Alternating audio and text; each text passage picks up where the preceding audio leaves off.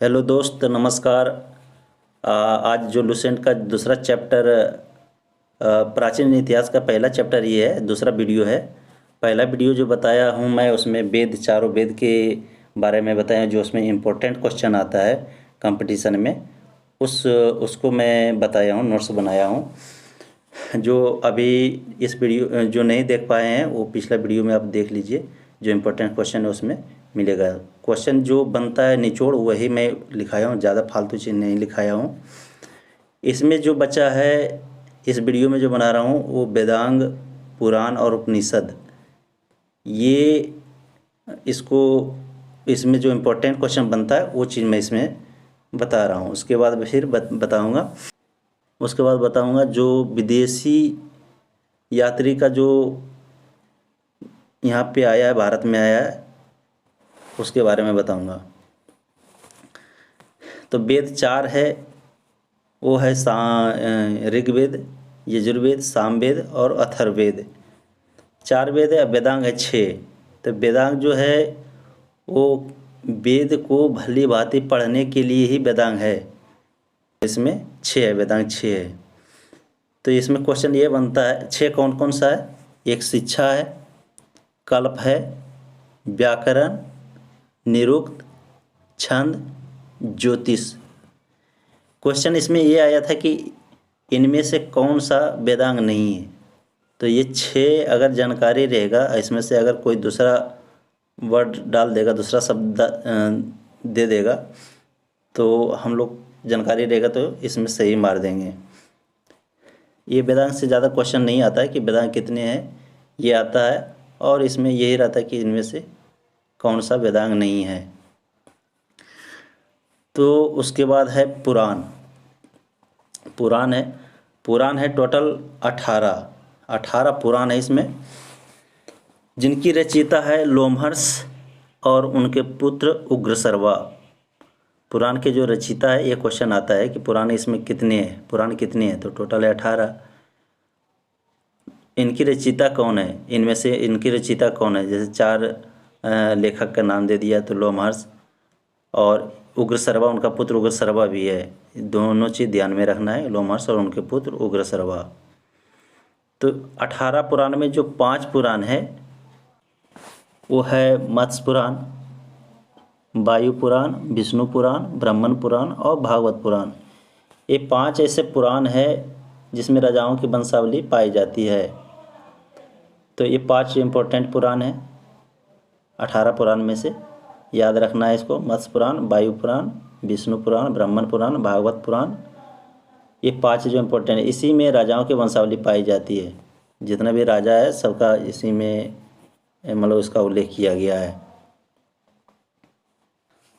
जो इसमें सबसे इम्पोर्टेंट क्वेश्चन ये है, जो पुराण से आता है, ज़्यादा करके जो क्वेश्चन में आता है कि सबसे जो प्राचीन पुराण है वो कौन सा पुराण है? वो है मत्स्य पुराण। जो सबसे प्राचीन पुराण है वो है मत्स्य पुराण। पुराणों से संबंधित कुछ वंश है जो इम्पोर्टेंट है। ये ज़्यादा, इस 3 में से ही क्वेश्चन में रिपीट करते रहता है, ज़्यादातर मैं देखता हूँ जो कंपटीशन में रहता है। जैसे विष्णु पुराण है, तो इसका जो संबंधित वंश कौन सी वंश है? मौर्य वंश है, ये मौर्य वंश है। वायु पुराण, तो इससे संबंधित वंश है जो गुप्त वंश है। जो मत्स्य पुराण है, इससे संबंधित आंध्र सातवाहन वंश है। इसको याद करने का जो ट्रिक है, ये अपनाते हैं हम लोग। जैसे विष्णु पुराण है तो मौर्य वंश है, तो विष्णु के मतलब विष्णु जी समझ लीजिए, विष्णु भगवान।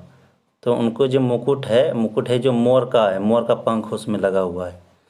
तो विष्णु का मौर्य वंश है, तो इसे रिलेटेड करना है, कोरिलेट करना है कि विष्णु भगवान के मुकुट पर जो मोर का मुकुट है, तो इसको विष्णु से मौर्य वंश हो गया।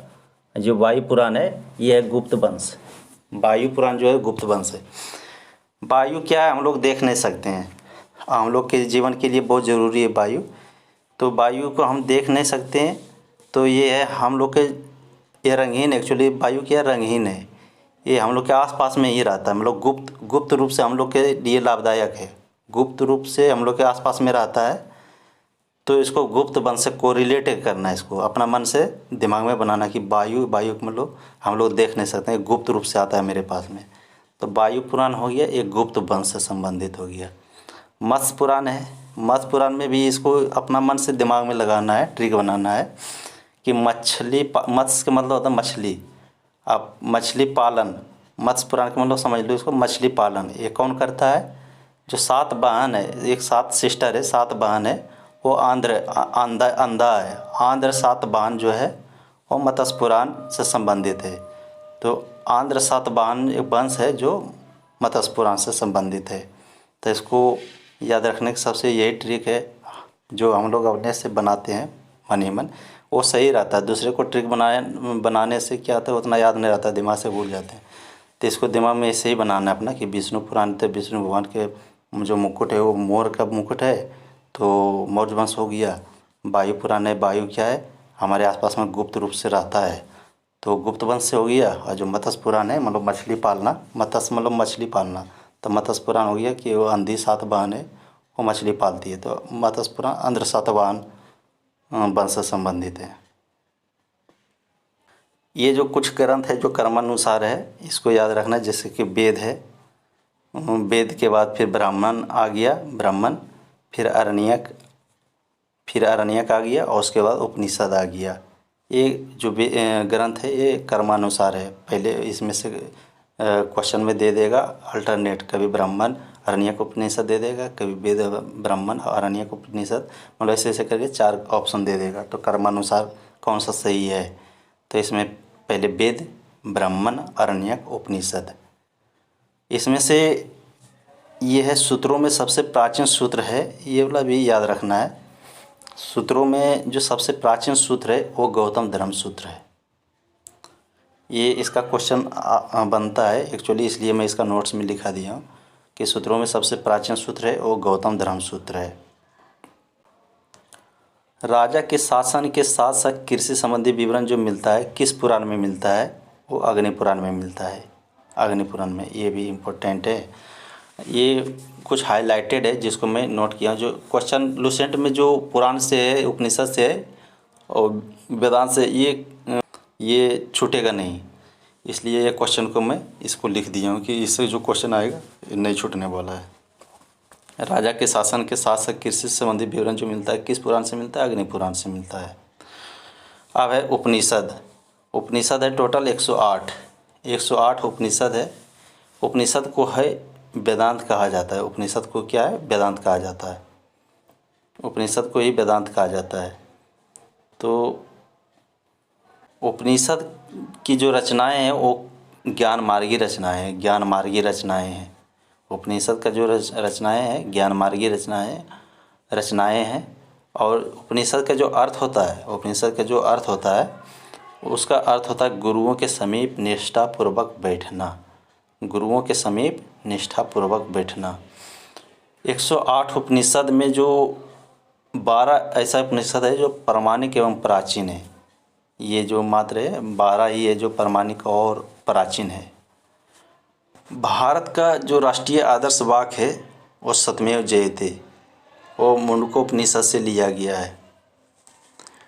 ये मुंडकोपनिषद से लिया गया है। ये बहुत इम्पोर्टेंट क्वेश्चन है ये भी कि भारत का जो राष्ट्रीय आदर्श वाक्य है सत्यमेव जयते, ये किस उपनिषद से लिया गया? और मुंडकोपनिषद से लिया गया है। भक्ति शब्द का उल्लेख सर्वप्रथम श्वेताश्वतर उपनिषद में मिलता है। श्वेताश्वतर उपनिषद में मिलता है। ये कुछ नचिकेता यम का संवाद जो है कठोपनिषद में मिलता है। कठोपनिषद जो ये एक उपनिषद है जो नचिकेता और यम का जो संवाद है इसमें मिलता है। तो दोस्त, ये वीडियो कैसा लगा आप लोग कमेंट लाइक कीजिएगा, बताइएगा कि